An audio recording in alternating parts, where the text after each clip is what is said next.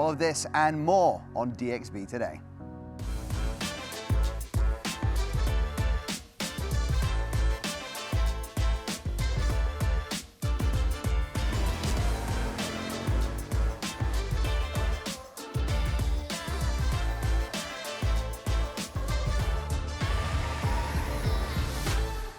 Welcome back to DXB Today, where tonight we are marking 1 month on from the biggest storm the UAE has seen in 75 years. But what specifically do we have coming up on the show?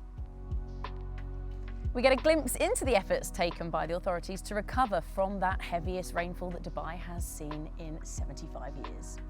And you know, on this show, we love to support local talent. And we have the wonderful singer Chelsea Chantel joining us to close the night off. But Faris, Katie, 30 days since the storm hit the UAE. First things first, I just want to debunk the myth, just because I've had a lot of international calls and messages. This was not cloud seeding, this was climate change, people. Yeah, we're going to talk about that a little bit more later on. But I want to know, Katie, how did the storms affect you? Well, interestingly enough, I have just bought a house in one of the worst affected communities in Mudon. Excellent. But touch wood, wasn't affected. But can I just tell you, and I know we're going to focus on that today, how the community came together, how the developer really reacted, because it was just so unprecedented. And I know there's been a lot of finger pointing, a lot of blaming, I get that, but that was a lot of rain, people. That was a lot of rain. Were you guys affected at all? Did you get like leaks and bits and pieces? I mean, you hear crazy statistics. We had an amount of rain in one day that the UK gets in a whole 5 months. It was an absolutely insane amount of water. And I thought I had it bad because I had a lot of water coming in through my bathroom ceiling. Okay. But then when you see some of the images and some of the pictures of the people affected, you realize how lucky you've got it. Nimi, were you all right during the rain? I was absolutely fine. I was really, really lucky. But look, we need a guest co-host right here on this couch. So let's find out who that is. Hello, I'm Michael Jabri Pickett. I'm the editor-in-chief of Khaleej Times, and I'm looking forward to seeing you soon. Michael is going to join us in just a little bit, but first, recovering from the most severe storm that the city has seen in 75 years, we're going to take a look back at how the authorities' determined recovery efforts, boosted by the community just pulling together, ensured safety among its people. Let's take a quick look.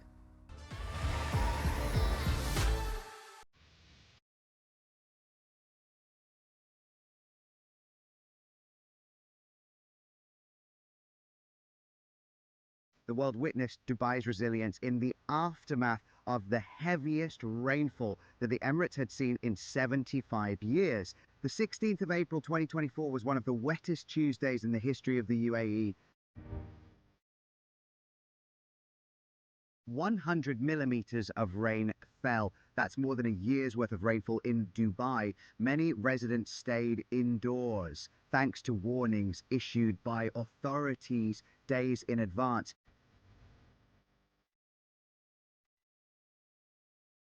And for those who were stuck outside, Dubai's government agencies were mobilized quickly to ensure help was on hand.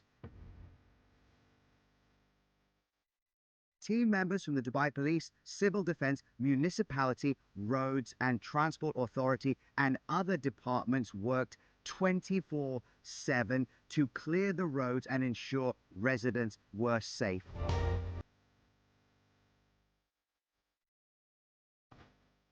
Now, the city is not only recovering and rebuilding, it is transforming. Big changes are happening to strengthen the Emirates' response to extreme weather conditions in the future.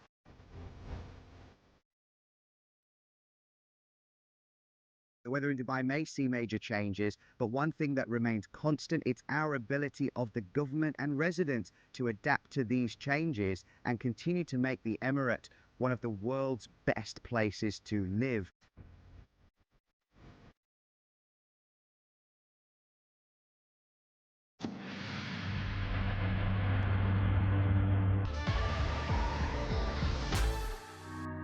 Very powerful stuff, and we want to talk a lot more about it. So for that, please join us in welcoming our co-host for today, Editor-in-Chief of Khaleej Times. Please join me in welcoming Michael Jabri Pickett. Thank you so much for being on the show.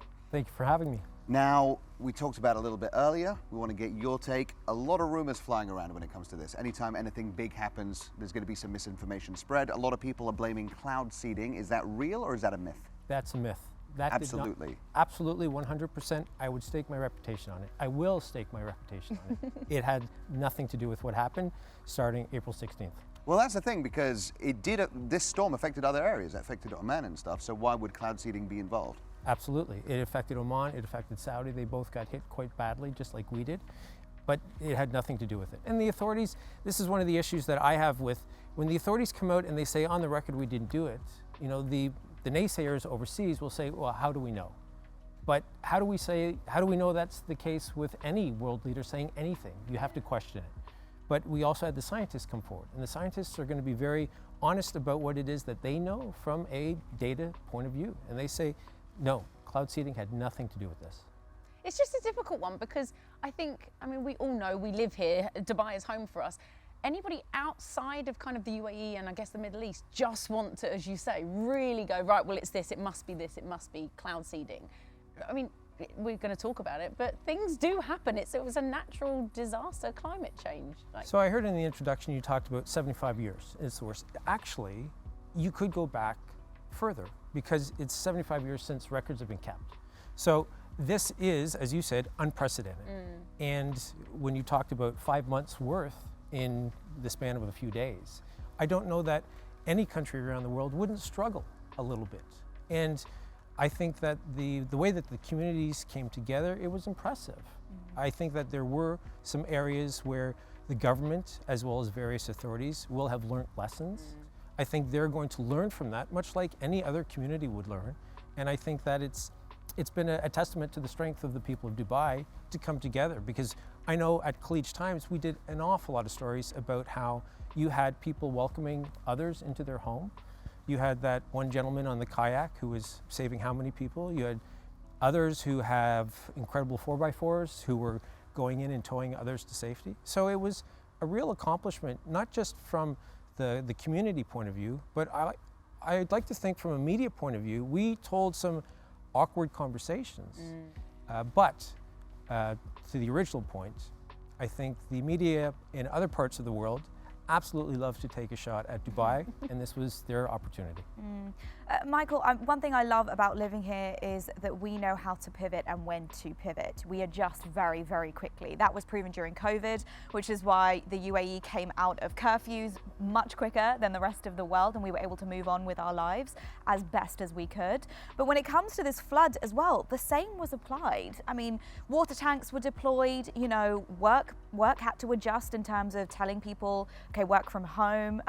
How quickly did that happen, really, in the space of the time from when the rain fell to actually going through with it? So it actually happened, you know, I'm the first that's going to criticize the government and the authorities when I think that they've dropped the ball. But I would say this, the big rain hit on the 16th. But on the 15th, the government was very quick to say, work from home, study from home, government employees are going to work from home. The issue was with the private sector. How many people do we know who had employers who were saying, I'm sorry, you have to come to work? Now, we did a poll where we surveyed more than 10,000 residents. And what we found is that about 30% had to go to work because they had an inflexible employer. You had about 20%, 25% who were essential services. And then about 45% were able to work from home and did. But you had that core group of people who had no choice. And I think when we have some of the other guests on today, we're going to be able to talk a little bit about, okay, if my employer said I had to go to work, and if my car got stuck in the rain, can I now sue somebody about that? And I think that we'll hear some interesting conversation. Yeah, we definitely will be getting into that. Now, we talked about community spirit, the government acting very swiftly. I want to talk about some characters that may have taken advantage of the floods, price gouging. What sort of things did we see in those few days? So the big two that we saw and that we reported on at KT was tow truck service. That went up an awful lot. And then hotel accommodation. And I think especially for the night of the 16th, 17th, 18th, where people were, we saw the pictures of cars on Sheikh Zayed Road. They couldn't move. And people were maybe 10, 15, 20 kilometers away from home, and the rain was quite bad. So there was nowhere for them to go. People took them in. But if they wanted to go to a hotel, there were some reports, and we published some of them, where something that would cost normally 400 dirhams a night was maybe costing you thousands of dirhams a night. What's frustrating about that is I actually don't mind the tow truck guys. I just think, do you know what? I'm kind of behind them. It's when you get the big hotels doing it. But I will give a little shout out to IKEA.